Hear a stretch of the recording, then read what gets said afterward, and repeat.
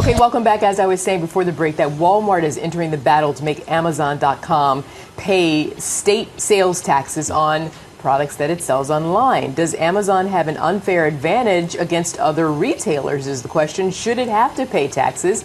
And who's likely to win this battle? Hillery Nye joins us now. She's the founder of the Madrona Law Group from Seattle. So what can you tell us, Hillery? Good morning. Good morning. Thanks for having me.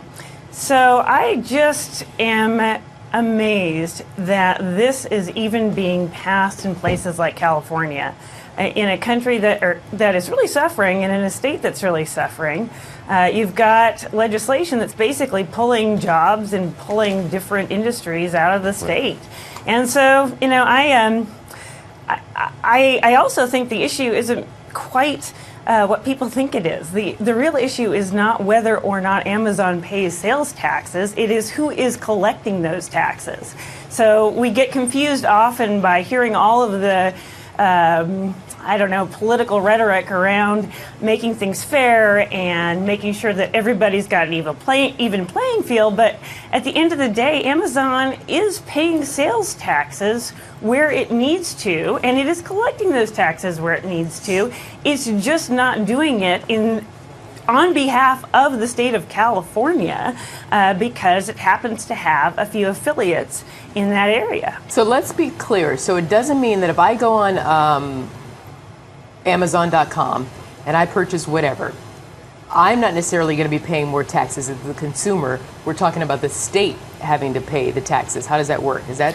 Oh no. Actually, it's a little bit like this. So the tax structure really hasn't changed.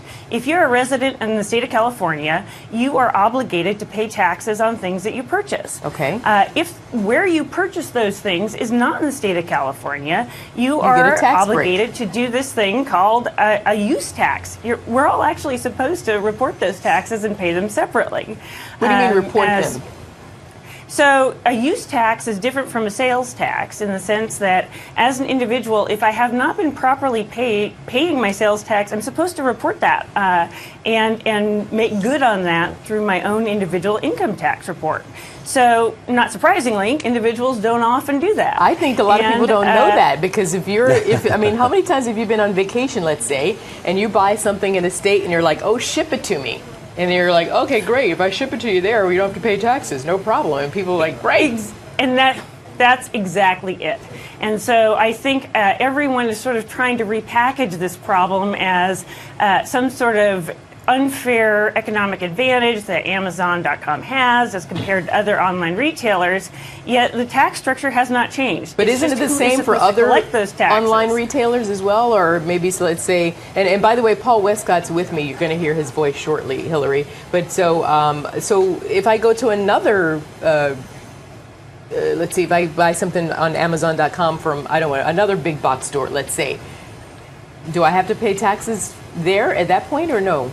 So the taxes, your tax obligation as a resident of a state that charges sales tax does not change. Okay. The issue is, how does that tax get collected?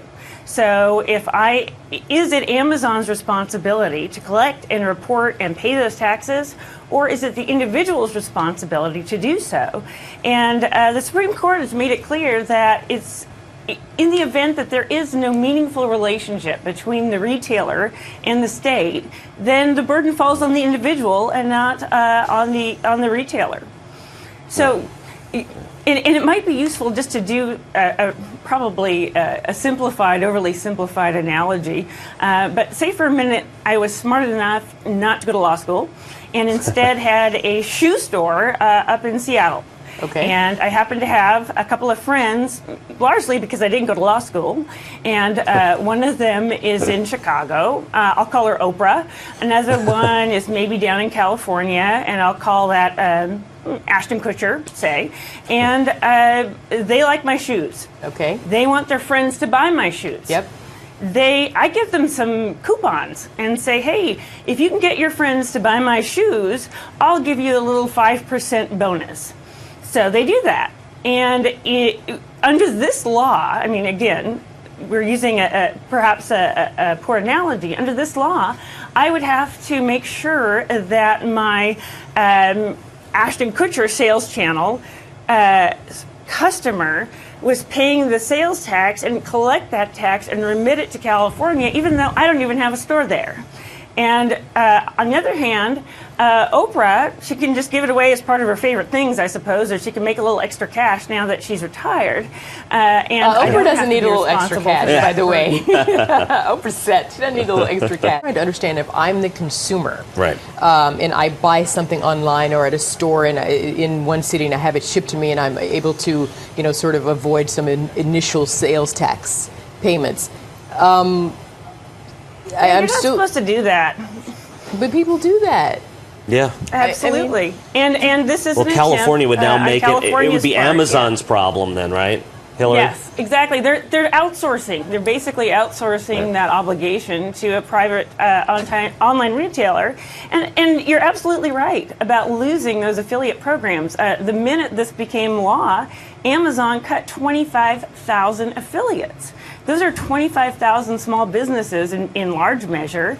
And that's passive income that a lot of folks rely on. And wow, think about the tax consequence for that. So, Paul, if Hillary's saying that the onus is on Amazon.com to take care of those taxes, how does that work? A little confusing, quite frankly, because I think, according to what both of you are saying, that there's not a lot of great business sense being applied here. I don't know. Am I misreading this? On the other hand, perhaps it's a jobs program for lawyers, because I can't imagine that this isn't going to go to court. I can't imagine that California is not going to find itself, much like New York, in front of the Supreme Court, challenging this very law.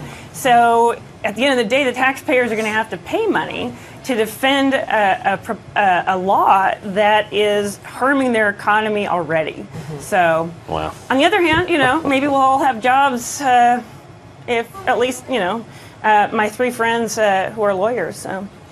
Yeah, don't be so down on yourself, Hillary. I think I'm going to give you an opportunity to give some final thoughts on this story. Wrap it up for me, Hillary.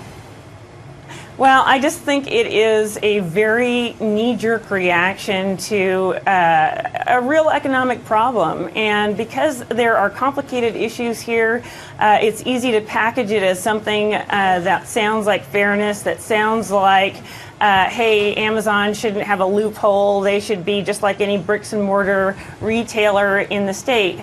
Fact of the matter is, they're not a bricks and mortar retailer in the state of California, and they should not be treated as such. All righty, Hillery Nye, thank you very much.